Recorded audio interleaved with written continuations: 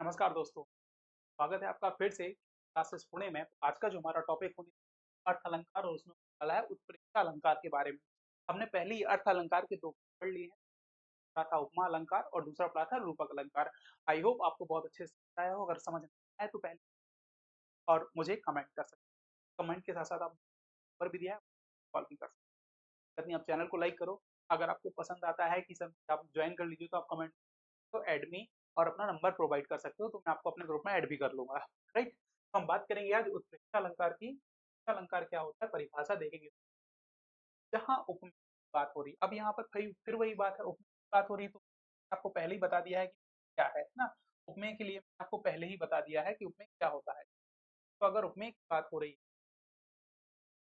जहाँ उपमेय मतलब प्रस्तुत होता है, उपमेय मतलब जिसकी तुलना की जाती है, जिसकी तुलना की जाती है, और उपमान होता है जिसकी तुलना की जाती है, जिसकी कंपैरिजन की जाती है।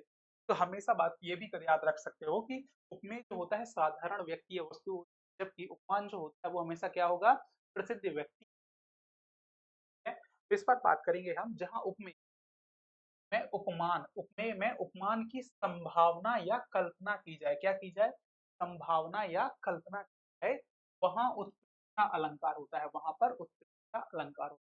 पहले हमने पढ़ा था उपमा अलंकार। उपमा अलंकार में बोला था मैंने वाचक शब्द, और बिल्कुल छोटा सा बताया था कि आप वाचक शब्द याद रखोगे तो आपको जरूरत ही नहीं और देखने की, या पंक्ति का अर्थ पता करने की भी आपको बिल्कुल जरूरत नहीं है। ठीक है, तो पहले हमने पढ़ा था उपमा, उपमा में पढ़ा था वाचक शब्द। तो हमने बताया, मैंने आपको क्या बताया था, रूपक अलंकार। रूपक अलंकार क्या कह रहा था, सर योजक शब्द होगा, बीच में क्या होगा, योजक चिन्ह होगा, शब्द नहीं सॉरी, योजक चिन्ह होगा। दूसरा पढ़ रहे हैं हम उत्प्रेक्षा, तो उत्प्रेक्षा कह रहा है संभावना होगी। पहली बात थी कि समान गुण थे, बात मैंने तो मान लिया गया पूरी। दूसरा कह रहा है कि सर पूरे तरीके से मानना है, मुझे संभावना लग रही है वो है, संभावना है या पॉसिबल है कि सर दिस इज दैट और दैट इज दिस, ऐसा बोल सकते हैं। अरे मुझे लग रहा है कि ये लड़की है, संभावना लग रही है ना मुझे, ऐसा बोल सकते हैं। यही चीज यहाँ पे है, कल्पना की जाती है, वहां पर उत्प्रेक्षा अलंकार होता है। परिभाषा से क्वेश्चन कभी कभार पूछा जाता है, इसलिए नॉर्मल याद रखो, बात होती है समझने की, वाक्यों से वाक्य ज्यादा पूछे जाते हैं। तो अगर सरल शब्दों में बात करें दूसरे, तो क्या लिखा है, जब हम किसी एक ही जब हम किसी एक चीज को देखकर यह कल्पना करते हैं कि मानो यह चीज वह दूसरी, मानो ये वो है। अगर मैं किसी लड़की को देखकर बात करूं, क्या बोल सकता हूं? मैं बोल सकता हूँ ना, ये तो अनुराग खड़ा है यार, ये किस लड़के को देखकर मैंने बोला कि ये लग रहा है अनुराग है, मतलब मैंने उस व्यक्ति या वस्तु सॉरी उस व्यक्ति को, वस्तु तो होगी ही नहीं, का नाम लिया है तो व्यक्ति, तो बोल सकता हूँ कि इस अनुराग बोल दिया, मतलब संभावना व्यक्त की, अनुराग हो सकता है। और जहाँ संभावना या कल्पना की बात की जाती है, दोनों, जहाँ पर संभावना या कल्पना की बात की जाती है तो वहां पर होगा उत्प्रेक्षा अलंकार होगा। तो क्या मैं ऐसा कह सकता हूँ कि सर मुझे यहाँ से तीन अलंकार क्लियर हो गए। सबसे पहले हम बात करेंगे उपमा अलंकार की। सबसे पहले हम बात करेंगे उपमा अलंकार की। तो उपमा अलंकार क्या कहता था सर, मान होगा, मान प्लस वाचक शब्द होगा, और वाचक शब्द के बाद आएगा सर उपमेय। था मेरा क्या, उपमा अलंकार। छोटी सी चीज, अगर आपने पहले नहीं पढ़ा है तो अभी समझ में आएगा। दूसरा हमने पढ़ा रूपक। क्या मैं रूपक में सर आपने बोला था उपमान और उपमेय होगा, मान, फिर होगा योजक चिन्ह, क्या होगा, योजक चिन्ह होगा, क्या होगा, योजक चिन्ह होगा, और फिर उपमेय होगा। क्या इनका स्थान परिवर्तित भी हो सकता है, पहले उपमेय हो सकता है और फिर उपमान हो सकता है, कोई फर्क नहीं पड़ता। योजक चिन्ह को हम कैसे लिखते हैं, इस प्रकार लिखते हैं, इस प्रकार। आज हम पढ़ रहे हैं उत्प्रेक्षा अलंकार। क्या पढ़ रहे हैं हम, उत्प्रेक्षा। तो मैं उत्प्रेक्षा की बात कर रहा हूँ। यहाँ पर जो बात की जा रही है संभावना की, संभावना या कल्पना की बात की जा रही है ना, किसकी बात की जा रही है, संभावना या कल्पना की बात की जा रही है। इस आधार पर भी हम समझ, तो क्या तीन लाइनें और तीन तीन अलंकार हमारे पूरे हो सकते हैं, बिल्कुल हो सकते हैं। इसको बोलते हैं शॉर्ट हैंड या शॉर्ट नोट्स बोलते हैं बात को। तो हम वैसे फिर से चलते हैं, परिभाषा पढ़िए कि यहाँ पे उत्प्रेक्षा अलंकार होगा जहां पर एक चीज पर दूसरा हमें क्या हो, आभास हो, डाउट हो। अरे पीछे से दिख रहा है कोई इंसान तो अरे राहुल जैसा लग रहा है मुझे, राहुल जैसा, अरे यार किसी ऊपर को देख के आप लोग ऐसा दिख रहा है, तो आपको डाउट होगा। अगर डाउट हो रहा है तो आपको अलंकार कौन सा लगाना है? उत्प्रेक्षा अलंकार लगाना है। क्या लगाना है? अलंकार लगाना है। इसके बाद हम देखें, उदाहरण की बात करेंगे या पहचानने की बात करें, तो अब अगर डाउट की बात हो रही है तो हमेशा शब्द कौन से होंगे? मानो। मानो ऐसा लगता है ना, इतनी मानो गर्मी ऐसी पड़ रही है जैसे रात हो गई है लेकिन गर्मी ऐसी, मानो सूरज निकला हुआ हो, ऐसा बोल सकते हैं। गर्मी इतनी लग रही है कि मानो सूरज डायरेक्ट हमसे बदला ले। मानो शब्द यहाँ पर प्रयोग किया जाए। इसी तरीके से कहीं अगर किसी वाक्य में आपको शब्द मिल जाए मनु, मानो, मानो ऐसा फील हो रहा है, मानो मनो, मनहु, जानो, जनु, जनहु, क्यों, निश्चय, एव आदि अगर आपको किसी वाक्य में शब्द दिखते हैं तो वहां पर अलंकार कौन सा होगा? उत्प्रेक्षा अलंकार होगा। कौन सा होगा? उत्प्रेक्षा अलंकार होगा। तो क्या मैं ऐसा कह सकता हूँ कि सर आप इसको और भी तरीके से लिख सकते हो? कैसा? ये लिख दिया। दूसरा कह सकता हूँ सर मानो लिख दो, कुछ शब्द दिखेंगे आपको, मानो, मनु और मनहु। इसी प्रकार से जानो, जनु और जनहु और जनहु। इस शब्द से आपको ऐसे शब्द दिखेंगे। साथ में क्या हो सकता है? इव भी दिख सकता है। और क्या क्या दिख सकता है? और देख लेते हैं क्या दिक्कत है। देखने में कोई दिक्कत है क्या? और ज्यों और निश्चय, दो शब्द और है तो ये याद रखो, कोई दिक्कत वाली बात थोड़ी, हम याद रख सकते हैं। और लिख सकते हैं क्या? ज्यों और निश्चय। राइट। अगर आपको कहीं शब्द दिख जाए किसी वाक्य में तो वहां पर अलंकार कौन सा लगा देना है? उत्प्रेक्षा अलंकार लगा देना है। कौन सा अलंकार? उत्प्रेक्षा अलंकार लगा देना है। उसके बाद आगे देखेंगे, जानने की आपको बता दी है शब्द कैसे ढूंढ। अब अगर मैं एग्जाम्पल की बात करूं, तो पहले मैंने पद ओढ़े पीत पट, वाक्य पढ़ रहे हैं और उसी में हमें मिल जाएगा। पीत पट श्याम सलोने गात, मनहु नीलमणि तैल पर आतप परियो प्रभात। देखो यहाँ पर आपको शब्द मिल गया है मनहु। क्या मिल गया है? मनहु शब्द मिल गया। और अगर मनहु शब्द मिल गया है, अगर आपको शब्द मिल जाता है, तो आप सीधा सीधा अलंकार क्या लगाओगे? आप सीधा अलंकार लगाओगे उत्प्रेक्षा। क्या लगाओगे? उत्प्रेक्षा अलंकार लगाओगे। क्या लगाओगे? उत्प्रेक्षा अलंकार लगाओगे। राइट।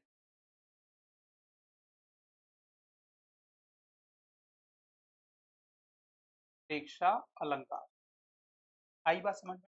अब समझने वाली बात कुछ नहीं है, इसमें पूरा सीधा ये लिखा गया है कि नीलमणि सैल पर, नीलमणि मतलब नीलमणि सैल, सैल का मतलब होता है यहाँ पर्वत से हो गया। सैल का मतलब हिंदी में पत्थर, क्या होता है? पत्थर। और यहाँ पर नीलमणि है तो नीलमणि सैल का जो पूरा मतलब निकाला गया है वो निकाला गया है नीलमणि पर्वत से, क्योंकि हमारे यहाँ एक पर्वत है नीलमणि।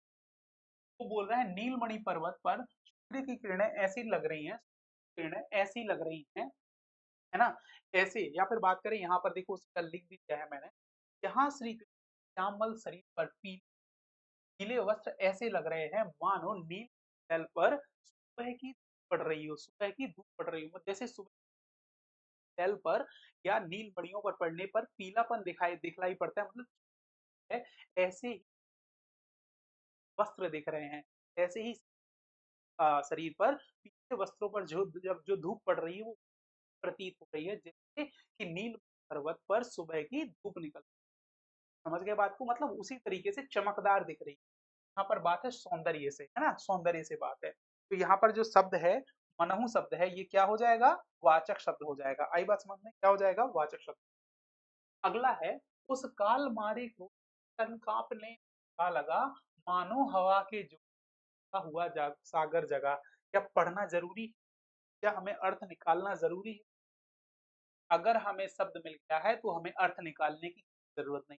हमने बोला था सर मनु, मानो, मनहु, जनु, जानो, जनहु, ज्यों और निश्चय और इव अगर इत्यादि शब्द हमें किसी वाक्य में दिखना है तो हमें अर्थ निकालने की कोई आवश्यकता नहीं है, बल्कि हम टिक लगा सकते हैं। कौन सा अलंकार? उत्प्रेक्षा अलंकार। क्लियर है बात इतनी? स्पष्टीकरण यही किया गया है, उस काल मारे क्रोध के तन कांपने उसका लगा, मानो हवा के झोंका हुआ सागर जगा। यहाँ पर जब श्री और अर्जुन की बात की गई है, जब अर्जुन क्रोध से कांपते हुए, अब कांपने का मतलब है डरने से नहीं, करने से, क्रोध से कांपते हुए उनका जो शरीर है यह संभावना की गई है कि मानो हवा के तेज झोंके से शांत पड़ा सागर, मानो हवा के तेज झोंके से शांत पड़ा हुआ सागर या समुद्र भी उफनाने लगा हो, मतलब उसमें लहरें बनने लगी। वो ऐसे लग रहा है, मतलब अगर बात करें तो डर नहीं रहे, गुस्से में कांप रहे हैं, का मतलब है कि वो अत्यधिक क्रोधित हो रहे हैं और ऐसे लग रहा है अब कहीं ना कहीं तूफान आने वाला है। सही बात समझ में, यही चीज है। और यहाँ पर वही शब्द है, देखो शब्द मिल गया हमें मानो, वाचक शब्द क्या मिल गया, मनु, ये मानो। नेक्स्ट क्वेश्चन है, क्वेश्चन क्या है, बिल्कुल सही बात है, क्वेश्चन ही है सामने आए हुए। नेक्स्ट हम बात करेंगे, फट गया उसका वही मानो अरुण रंग का घड़ा।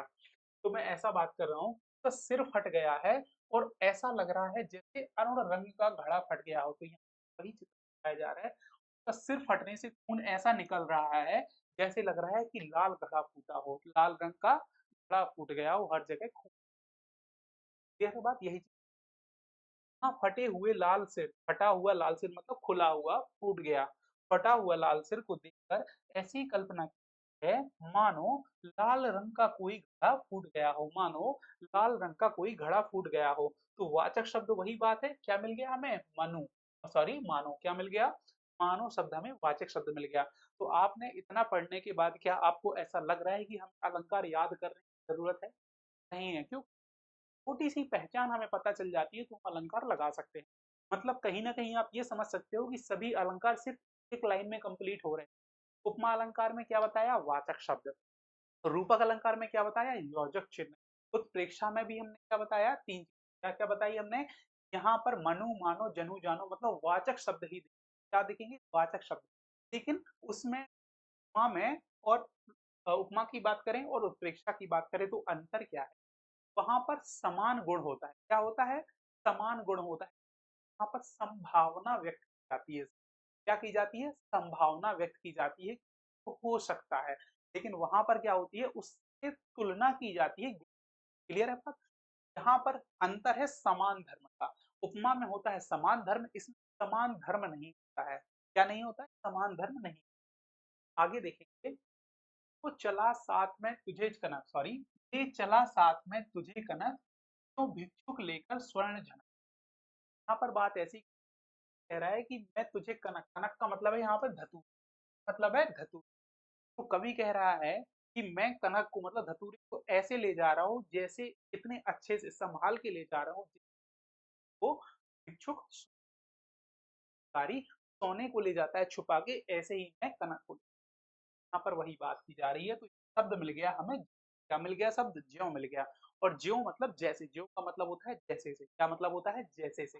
तो जैसे या ज्यों शब्द दिख जाए तो भी अलंकार कौन सा होगा, उत्प्रेरक अलंकार होगा, जो अभी हमने, क्या इतना पढ़ना जरूरी है, कि एक बार समझने में क्या जाता है, पढ़ना ही तो है, हमें याद रहेगा कि नहीं मतलब इसका यहाँ कवि धत्ते मतलब कनक को अपने साथ ले जा रहा है और ऐसी कल्पना कर रहा है जैसे कोई कारी सोना लेकर या सोना पाकर ले जा रहा हो, मतलब इतना संभाल के ले जा रहा है।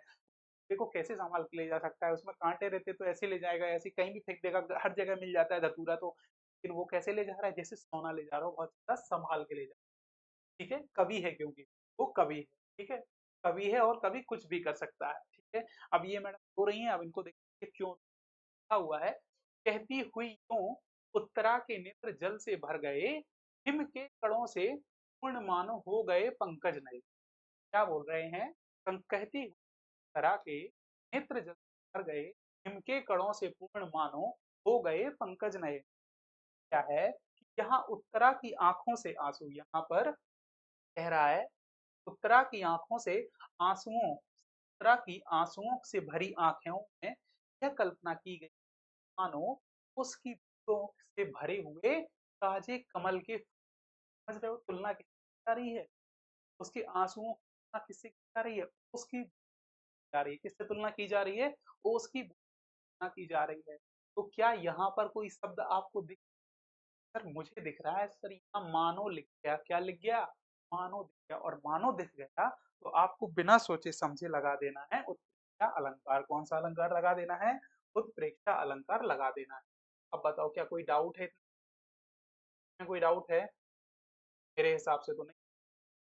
नेक्स्ट देखेंगे, पद्मावती सब सखी बुलाई, पद्मावती सब सखी बुलाई, जनु फुलवारी सबे चले, फुलवारी सबे चले। जब पद्मावती ने अपनी सखियों को बुलाया तो ऐसे लग रहा है जैसे उनकी फुलवारी, फुलवारी मतलब फूलों का जो बगीचा है वो भी साथ साथ आ रहा हो। यहाँ पर बात हो रही है पद्मावती सखी बुलाई, पद्मावती ने जब सभी सखियों को बुलाया तो जनु, जनु मतलब जानो या मानो, ऐसा लग रहा है कि फुलवारी भी साथ साथ पीछे आ रही है, मतलब फूलों के बगीचे के साथ साथ चले आ रहे हैं। तो हमें तो शब्द ही मिल गया जनु, क्या मिल गया हमें, शब्द ही मिल गया है जनु। तो सीधी अलंकार कौन सा होगा, उत्प्रेक्षा अलंकार होगा। कौन सा होगा, उत्प्रेक्षा अलंकार होगा। तो क्या आप एक चीज बताओ यार, आप लोगों को इतना समझ आया कि क्या हम अलंकार याद करना है, करना है, हमें सिर्फ एक एक लाइन पढ़नी है, सबकी एक एक लाइन पढ़नी है, और मैं जितने अलंकार कंप्लीट करा रहा हूँ उतने क्या ही चार्ट भी बता रहा हूँ। तो क्या मैं ऐसा कह सकता हूँ, यहाँ पर मैंने लिखा है क्या, बिल्कुल यहाँ पर, हाँ उत्प्रेक्षा के लिए लिखा। तो क्या मैं ऐसा कह सकता हूँ कि इस अलंकार में हम के कवर करने से हमारा पूरा कवर हो जाएगा, है ना, पूरा कवर हो जाएगा कि नहीं हो जाएगा। तो तीन अलंकार, तीन। अब जब चौथा करेंगे तो चौथे का चार्ट बना लेंगे। तो क्या इतना समझ आया आपको, आई होप इतना समझ आया होगा। और अगर समझ आया तो चैनल लाइक शेयर और सब्सक्राइब जरूर करना, ताकि बाकी लोग टेल एग्जाम वहाँ टेट जब तक हो नहीं जाता 17 जून तक, 21 जून तक, तब तक ये बैच पूरा फ्री रहेगा, आप फ्री ऑफ कॉस्ट मुझसे, राइट। और कोशिश करिए कि इस बार आपका क्वालिफाई भी हो। Thank you so much.